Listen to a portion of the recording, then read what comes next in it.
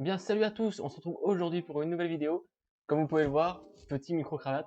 Je l'ai acheté il y a 2 jours, il est arrivé hier, et il est arrivé hier en live. Je l'ai déballé en live avec Droudrou. Ça fait 1 heure là, juste avant le tournage, que j'essaie de le régler.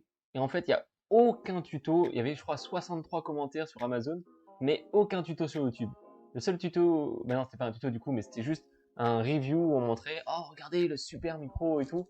Et c'est vrai qu'il est cool, mais j'ai galéré à le mettre en place. Parce que déjà, quand vous êtes sur ordinateur, tu le branches, il n'y a aucun son qui apparaît. Tu parles dans le micro, que dalle. Et en fait, c'est dans les paramètres, quand tu fais tester le micro, là tu vois qu'il y a un tout petit son qui apparaît. Et ce petit son, j'ai réussi du coup à capter que c'était ça. Et après 1 heure et demie, j'ai enfin réussi à le capturer avec OBS. Heureusement, j'avais aussi souvenir d'un autre truc, c'est que j'avais vu une vidéo de Locklear, je crois, et qui parlait que, il disait à un mec, le mec le regardait pas, il parlait pas au mec, mais il avait regardé des vidéos d'un mec, et le mec parlait avec un micro-cravate dans le métro, donc on n'entendait pas trop le bruit du métro et tout ça, mais le mec n'avait pas augmenté le son, donc normalement, lors du montage, j'aurais augmenté le son de la vidéo, ce qui fait que vous aurez quand même un bon son. Parce que là, si je mets vraiment le son réel, c'est vraiment un son où il sera beaucoup moins inférieur que le son normal. Dites-moi en commentaire si vous préférez le micro-cravate ou si vous préférez le micro que j'utilise d'habitude, que j'ai accroché. C'est juste que moi, le micro, j'évite de taper dedans. Là, normalement, je n'aurais pas tapé dedans, parce que normalement, c'est tout. Et je crois qu'il se cassait la gueule aussi des fois, mais ça, c'est pas en vidéo. Aujourd'hui, j'aimerais parler de ma voiture. J'ai perdu ma voiture il y a quelques jours. Elle est cassée, elle est morte. Et c'est une voiture que j'ai eue par mon frère.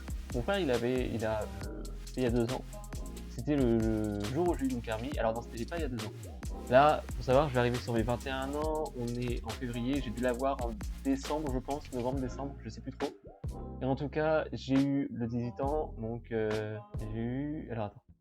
Ah 2022 c'est 21, en 2021 c'est 20 ans, en 2020 c'est 19, en 2019 En 2019 j'ai eu 18 ans, et j'ai eu mon permis en octobre. J'ai eu ma voiture 1 an et demi, et faut déjà savoir que mon frère a voulu me vendre 300 € la voiture, alors qu'il comptait me mettre à la casse, et du coup à la casse, je crois que j'ai récupéré 86 €. Mon père était repassé derrière et dire que bah non, en fait il allait me la vendre 100 € vu que quand elle l'achetait, ça allait coûter 100 €. Il a essayé de se faire un peu plus d'argent. Après, clairement, acheter une voiture, je l'aurais acheté 300 € alors que j'aurais dû en acheter une sur le bon coin de peut-être 1000 €. Mais bon, c'était ma première voiture, mes premières grosses conneries, parce que j'ai eu 3 accidents et n'impliquant que moi. Il n'y avait personne d'autre.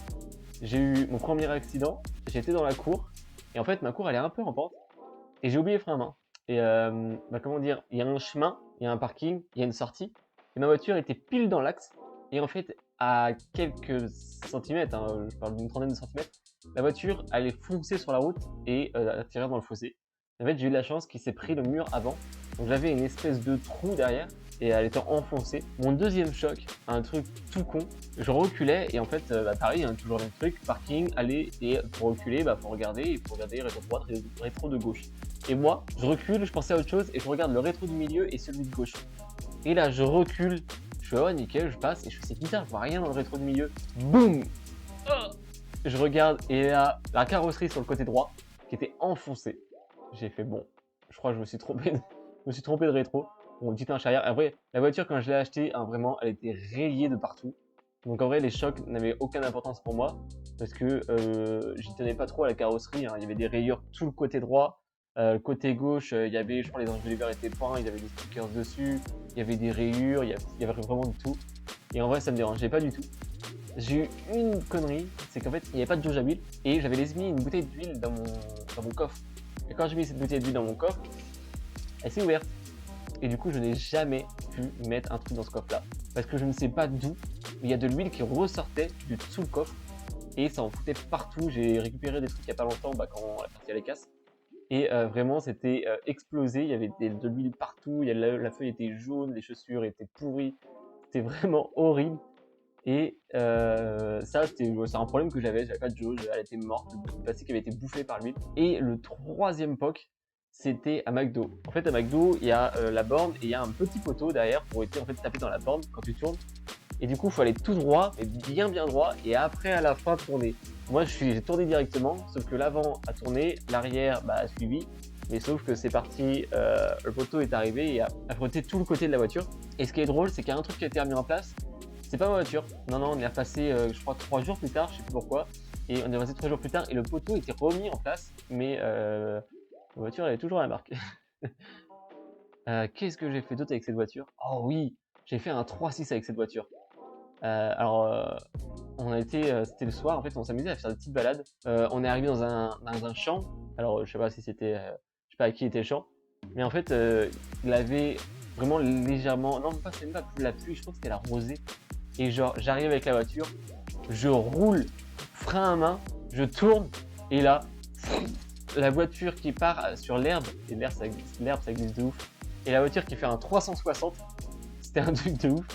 Et après, bon, là, on est reparti, hein, c'était juste pour s'amuser. Et un jour où c'était un grand chemin, et je me dis, est-ce qu'on passe par là? Donc là, on était. Ça paraissait assez risqué quand même. Hein. J'ai dit, vas-y, on le fait. Puis on roule, mais c'est un chemin, quoi. Mais un chemin, genre, ça mène pas à un champ. C'est juste, il y a juste un chemin, et il n'y a rien. Et là, on roule, et là, on tombe sur des roseaux, un truc de ouf, des roseaux hyper grands. Et on arrive au bout du chemin, et là, on voit des arbres. On arrivait en fait dans une forêt.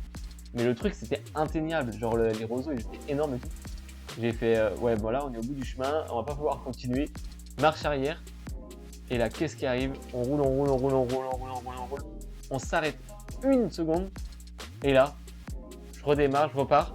Enlisé. J'ai galéré. J'étais plein de vases. J'ai galéré. J'ai mis une planche sur la roue. Impossible. J'étais plein de terre, j'ai fait, je crois, 700 ou 800 mètres. J'ai trouvé un fermier qui est très gentil. Il a pris son quad, il est venu, il a accroché ma voiture, il a réussi à me sortir de là. Et heureusement qu'il était là. Et c'est là où j'ai réussi à sortir de là. On n'est plus jamais retourné dans un chemin en terre. On n'a pris que des chemins en gravier. C'est des trucs comme ça. On a découvert des trucs, hein, je peux vous montrer des photos. On a découvert un hangar abandonné, je crois, avec des trucs dedans, genre de. Je sais plus si c'était des olives ou du vinaigre. Il y avait de l'alcool, il y avait des cuillères, il y avait des assiettes. C'était vraiment un truc de ouf. Et un jour, on a découvert, je crois, c'était un camping-car aussi. Je crois que c'était au même endroit que l'entrepôt. On a trouvé des endroits abandonnés. Non, vraiment, c'est. Je crois qu'on a trouvé des voitures aussi. On est arrivé dans un parc à voitures. Quelqu'un qui devait peut-être collectionner les voitures ou une casse ou je sais pas. Mais c'était vraiment que des vieilles voitures. Ils étaient tous mis les uns à côté des autres. Non, c'était un truc de ouf. On se baladait parce que genre on trouvait ça cool. Bon, ça coûte cher l'essence maintenant. L'essence ça coûte cher maintenant. Mais avant vraiment, voilà quoi, on travaille. Je gagnais 1000 euros par mois. J'étais en alternance. Elle gagnait plus que moi parce qu'elle travaillait normalement. Et voilà, on faisait des trucs comme ça, mais ça changeait rien. Que je faisais quand même un plat par semaine. C'était pas hyper cher. Et on se promenait comme ça 1 ou 2 heures. Et c'était un truc de ouf, le nombre de trucs qu'on pouvait voir. Que ce soit des animaux, on a croisé des blaireaux, des renards, des fouines, des chouettes, des vaches, des cerfs. Non, on n'a pas croisé de cerfs. En fait, je sais pas ce qui m'est passé par la tête. Mais un jour, une grande descente, on la descend du coup en voiture. Et on arrive en bas. Et là, je vois un truc. Je fais, oh, un cerf. Et là, je regarde. Ah non, c'est une vache. Ah d'accord. Et il y a pas longtemps, j'étais content de ma voiture, hein, elle roulait hyper bien, elle était super. Et puis je pars du boulot, je passe un pont et j'étais dans les grands embouteillages. Je descends du pont, j'arrive, je suis en train d'essayer d'accélérer, impossible d'accélérer. Je passe les vitesses, il se passe que dalle. Avec l'inertie de la voiture, j'ai réussi à me décaler, m'arrêter tranquillement sur le côté. Et là, je regarde fumée blanche qui apparaît. Je suis là, oh là là, ma voiture elle est morte. Et je me dis, au début, on me dit oui, mais non, c'est bon, la voiture, elle est peut-être pas morte, c'est pas sûr, hein, elle est peut-être pas morte. Et en fait, apparemment, un piston, un segment qui a lâché ma voiture, de l'huile partout dans le moteur, de l'huile partout. Donc, non, la voiture est bel et bien morte. Je l'ai jetée il y a pas longtemps. Et ça me fend le cœur un peu, mais bon, c'est ma première voiture. J'étais content, mais je savais très bien qu'elle allait pas me durer éternellement, étant donné qu'en plus, la voiture avait 320 000 km, elle avait 168 000 d'un nouveau moteur et le reste d'un ancien moteur. On l'avait déjà changé, mais du coup elle était morte et du coup là je suis en train de revoir pour acheter une nouvelle voiture. 86 euros, je l'ai mis à la cash, j'ai récupéré 86 euros de la voiture et 20 litres d'essence. Voilà ce qui me reste de ma voiture. Et depuis, quand même, le dernier accrochage que j'avais eu avec ma voiture, c'était, je crois que ça fait plus d'1 an. Donc en vrai, voilà, c'est pas ouf non plus quoi. J'ai pas eu non plus conduit pas mal non plus. Au moins je suis content, ma première voiture, la deuxième arrive, je sais pas ce que ça sera, j'espère que cette vidéo vous aura plu. À la prochaine, ciao ciao.